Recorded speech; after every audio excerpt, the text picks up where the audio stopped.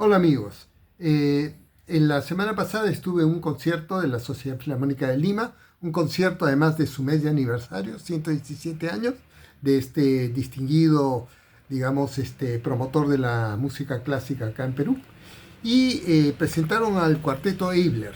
Me habían dado una invitación, así que fui un poco por curiosidad y porque hacía tiempo que no iba a un concierto de la Filarmónica.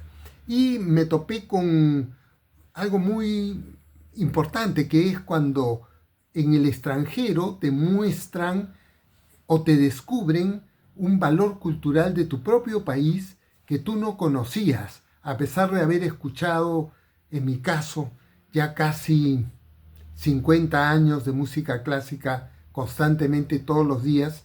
No conocía a Pedro Jiménez Abril Tirado, un compositor de la época de Haydn, de Beethoven y de Mozart, un poquito más allá, un poquito mayor que ellos también, pero que había compuesto 40 sinfonías, un número igual o mayor de misas, un montón de música de cámara y obras para guitarra. Y este compositor fue considerado en su momento como uno de los principales compositores de Sudamérica. Cuando murió, simplemente desapareció del mapa. Pero he aquí que se ha vuelto a conocer de a poquitos todavía, y es este cuarteto Eibler de Canadá, el cual nos lo presentaba en esta oportunidad, ¿no? Entonces, esto yo creo que es una de las cosas más valiosas porque realmente fue un compositor relevante y aún lo es.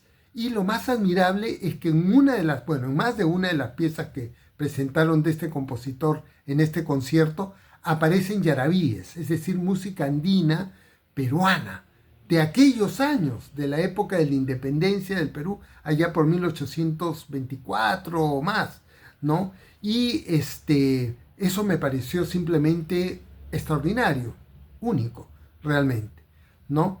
Y al mismo tiempo el programa del concierto constaba de autores y obras del contexto en el cual se desarrolló la carrera de este compositor. ¿De acuerdo? Y comenzó con una obra de Ignaz Pleyel, un compositor también muy poco conocido, y al igual que en el caso de Pedro Ximénez Abril Tirado, esta obra en particular ni siquiera está grabada. Es decir, lo que escuché en esta, o escuchamos en los que estuvimos en este concierto, son piezas que solamente podían ser escuchadas en ese momento y probablemente en mucho tiempo o quizás nunca volvamos a escuchar.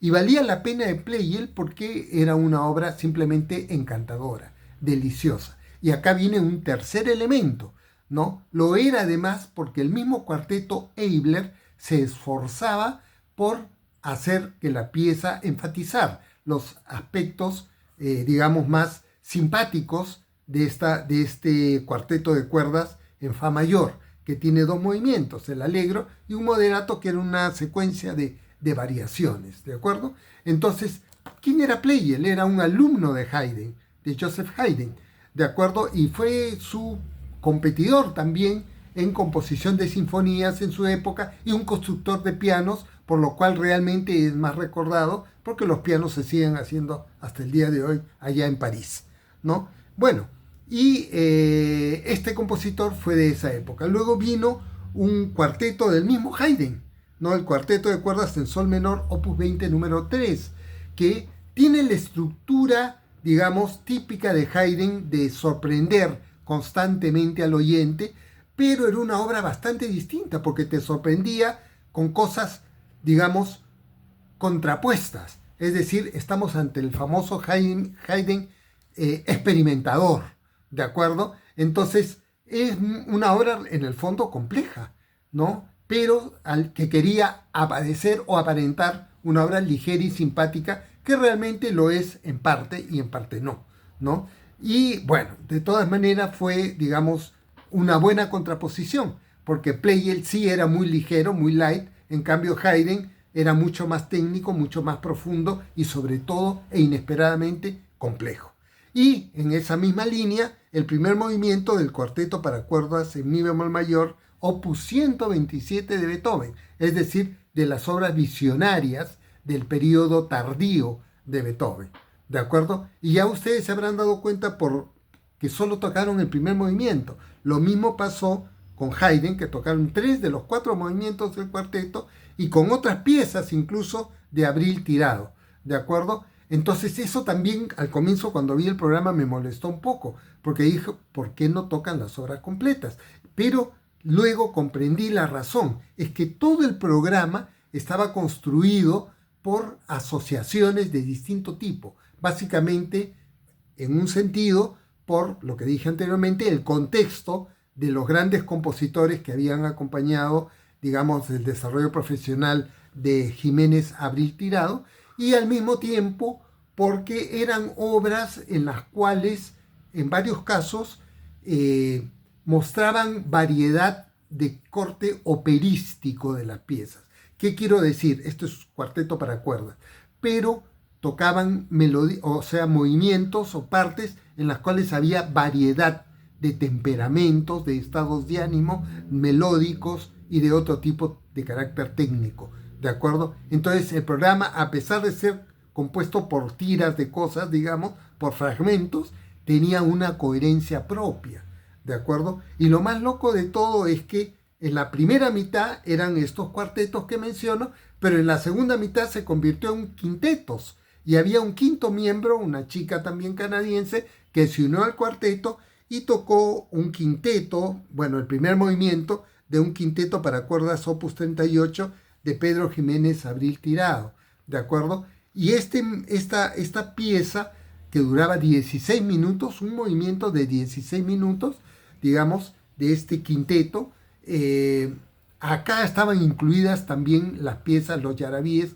que menciono, dentro de ese estilo típicamente clásico de Mozart, Haydn o Beethoven. Y luego 2 movimientos del quinteto para cuerdas en mi bemol mayor, que es el 614 del compositor austriaco, que también tenían esa misma característica, que eran variados, al igual que los de la primera parte, y medios de tonos operísticos, porque era ese tipo de cosas que la música de cámara, digamos, sugería, ¿de acuerdo? Entonces, fue un concierto realmente extraordinario, inesperadamente extraordinario, y además que nos enaltecía, puesto que mostraba cómo fuera del Perú podía rescatarse por parte de extranjeros tesoros musicales del país.